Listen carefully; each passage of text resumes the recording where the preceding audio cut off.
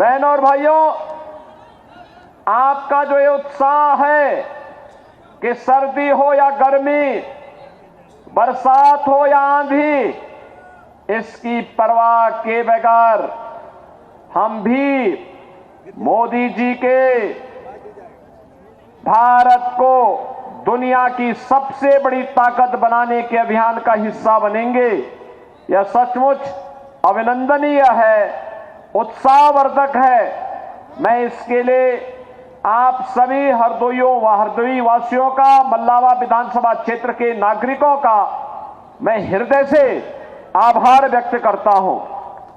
बहनों और भाइयों, आपने विधानसभा चुनाव में भी भारतीय जनता पार्टी को अपना आशीर्वाद दिया था।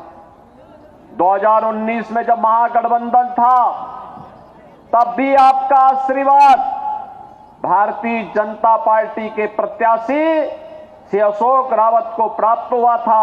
और आज एक बार फिर से हम लोग आए हैं, श्री अशोक रावत को आपका आशीर्वाद प्राप्त हो और मोदी जी के नेतृत्व में नए भारत के निर्माण में हम भी सहभागी बने, इस दृष्टि से हम लोग आए हैं। बहनों और भाइयों, 2 चरणों का चुनाव संपन्न हो चुका है और 2 चरणों के चुनाव ने अब तक ये साबित कर दिया है कि जो आवाज थी कि अब की बार 400 पार, अब की बार वह लक्ष्य प्राप्त होगा और उसमें उत्तर प्रदेश का सबसे बड़ा योगदान होगा। और उत्तर प्रदेश के योगदान में मल्लावा और मिश्रिक का भी योगदान होगा। सहमत हैं? सहमत हैं? मोदी जी फिर से प्रधानमंत्री बनने चाहिए और श्री अशोक रावत सांसद बनने चाहिए। सहमत हैं? बहनों और भाइयों, पूरे देश के अंदर आई आवाज है। लोग बोल रहे हैं कि मोदी जी को हम इसलिए चुनना चाहते हैं क्योंकि मोदी जी ने देश के अंदर व्यापक परिवर्तन करके रखा है, दुनिया के अंदर भारत का सम्मान बढ़ाया है, देश की सीमाओं को सुरक्षा दी है, आतंकवाद और नक्सलवाद पर नकेल कसा है, देश के अंदर विकास के बड़े बड़े कार्य हो रहे हैं, हाईवे, रेलवे, एक्सप्रेसवे, एयरपोर्ट, बड़े बड़े उद्योग लग रहे हैं। पीएम श्री पार्क आपके हरदोई और लखनऊ के बीच में बनने जा रहा है, जिसमें 1000 एकड़ क्षेत्रफल में एक नया अत्याधुनिक सुविधाओं से युक्त टेक्सटाइल पार्क बनने जा रहा है, जिसमें हजारों नौजवानों को नौकरियां मिलेंगी। 1 डिस्ट्रिक्ट 1 मेडिकल कॉलेज, जिसकी सौगात पहले ही इस जनपद को प्राप्त हो चुकी है। हर घर नल की योजना हो या देश भर में IIT, IIM, AIIMS, IIIT, NIT, world class university, इसकी एक लंबी श्रृंखला फैलाने का कार्य हो। ये मोदी जी के नेतृत्व में नए भारत के नए विकास की यात्रा है और यह भी कितनी तेजी के साथ। याद करिए, 1947 के पहले से लेकर के 1947 तक जितने हाईवे बने, मोदी जी के नेतृत्व में मात्र 10 वर्ष में उससे दुगने हाईवे बन चुके हैं। जितने एयरपोर्ट थे, उससे दुगने एयरपोर्ट बन गए हैं। एम्स पहले केवल 7 थे, उनमें से 1 कांग्रेस ने बनाया, 6 अटल जी ने बनाए और मोदी जी ने 15 बनाए हैं। बहनों और भाइयों, विश्वविद्यालय जितने थे उससे दुगने विश्वविद्यालय देश के अंदर पिछले 10 वर्ष में बन गए। ये विकास की नई गाथा भारत की है और गरीब कल्याणकारी योजनाओं की बात ही क्या करनी है। बहनों और भाइयों, 2014 के पहले लोग गरीब भूखों मरते थे। आज देश के अंदर 80 करोड़ लोगों को फ्री में राशन की सुविधा का लाभ प्राप्त हो रहा है। याद करिए, थोड़ा याद करिए, समाजवादी पार्टी के समय में इसी क्षेत्र में और प्रदेश के कई क्षेत्रों में लोग भूख से मरते थे। और तो और आज जो पाकिस्तान का राग अलाप रहे हैं, उनको बोलना चाहिए कि 1947 में पाकिस्तान भारत को तोड़ करके बना था। भारत 80 करोड़ लोगों को फ्री में राशन दे रहा है। पाकिस्तान में 23 से 24 करोड़ की आबादी को 2 जून की रोटी नहीं मिल पा रही हो, भूखों मर रहा है। यह है भारत की प्रगति। बहनों और भाइयों, 60 करोड़ लोगों को 5 लाख रुपए की स्वास्थ्य बीमा का कवर बिना भेदभाव के मिल रहा है।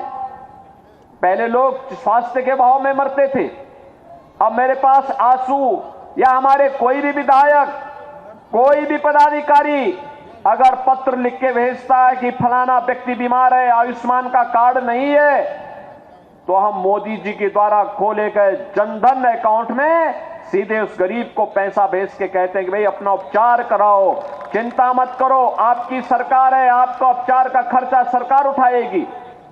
बहनों और भाइयों, ये पैसा सीधे अगर गरीब के खाते में पहुंच रहा है इसलिए क्योंकि मोदी जी ने जनधन अकाउंट खोल दिया। 50 करोड़ लोगों को जनधन अकाउंट खोले गए। 12 करोड़ किसानों को किसान सम्मान निधि का लाभ, 12 करोड़ गरीबों के घर में शौचालय। सबसे अधिक शौचालय का निर्माण हरदोई जनपद के अंदर हुआ है, सीतापुर और हरदोई जनपद में। बहनों और भाइयों, यही नहीं, 4 करोड़ गरीबों के मकान बन गए। सबसे अधिक प्रधानमंत्री आवास सीतापुर और हरदोई में ही बने। और मोदी जी ने आश्वासन दिया है, जो लोग बच गए उन सभी लोगों को अगले 5 वर्ष में आवास भी मिलेगा और फ्री में रसोई गैस का सिलेंडर भी मिलेगा। बहनों और भाइयों, एक तरफ मोदी जी के नेतृत्व में नया भारत है जिसमें सुरक्षा भी है, सम्मान भी है,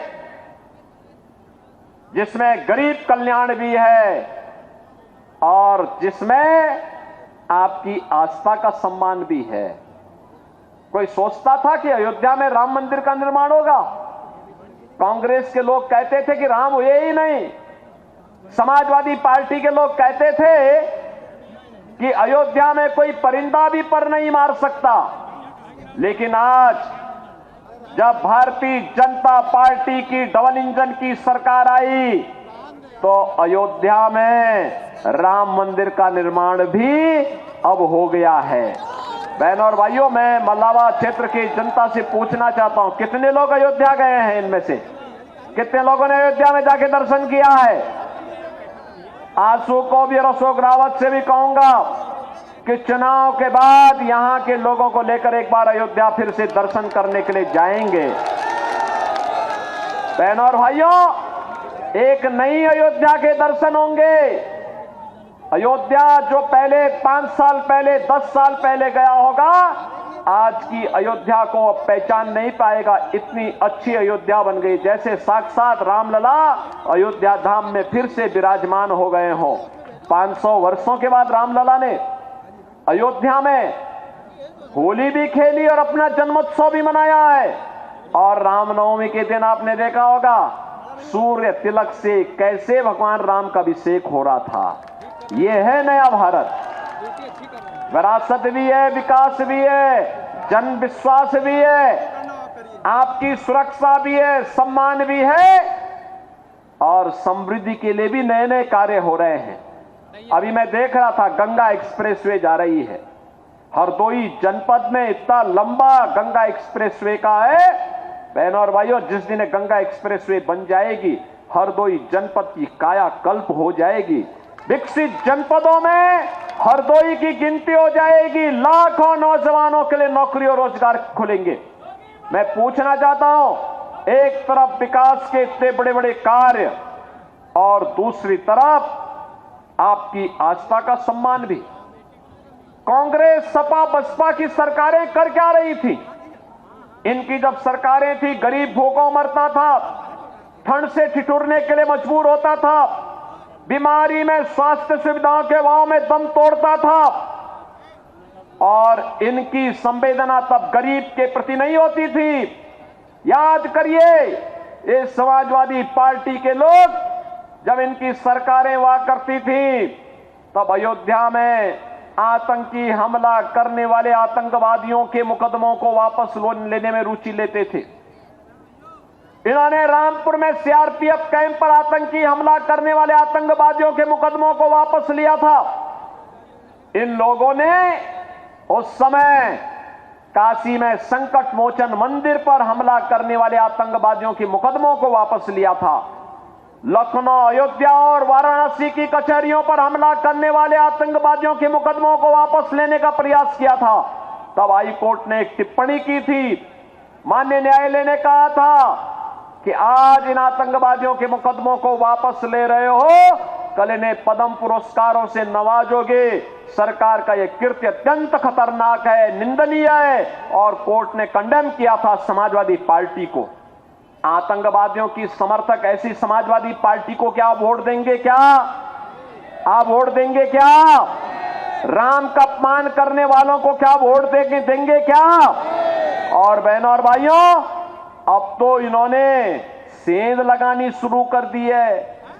जब इनको लग गया कि अब कुछ नहीं होने वाला है, जनता बैरंग करने वाली है, अब ये लोग क्या करने जा रहे हैं? अब इन्होंने अपने मैनिफेस्टो में कुछ चीजों का उल्लेख किया है। क्या कहा है?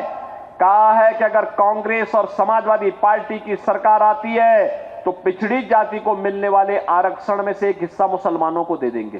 क्या हिंदुस्तान स्वीकार करेगा? क्या अनुसूचित जाति जनजाति को मिलने वाले आरक्षण में से एक हिस्सा काट करके मुसलमानों को दे देंगे? क्या हिंदुस्तान इसको स्वीकार करेगा? क्या?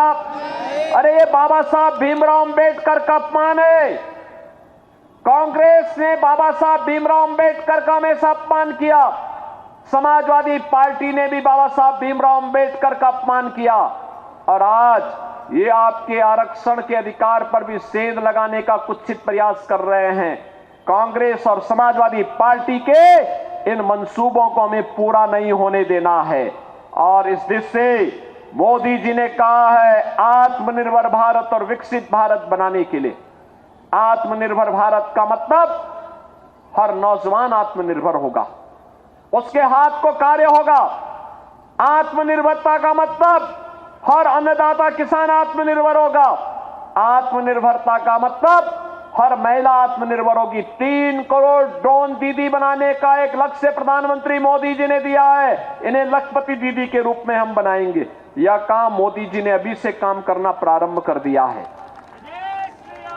व्यापारी के व्यापार को आगे बढ़ाने के लिए तमाम योजनाएं आएंगी। हस्तशिल्पियों का सम्मान होगा और भारत दुनिया का सिरमौर होगा। हमारा देश दुनिया का सिरमौर हो, किसको खुशी नहीं होगी? आप खुश होंगे ना हमारा देश अगर विकास करता है तो। हमारे देश का विकास का मतलब आप सबका विकास, हर गांव का, हर गरीब का, हर किसान का, हर नौजवान का, हर महिला का, हर एक का विकास। और इसीलिए हम लोग आए हैं। हमें विकसित भारत के लिए इस चुनाव में वोट करना है। आप सहमत हैं? मोदी जी के साथ सब खड़े हैं ना?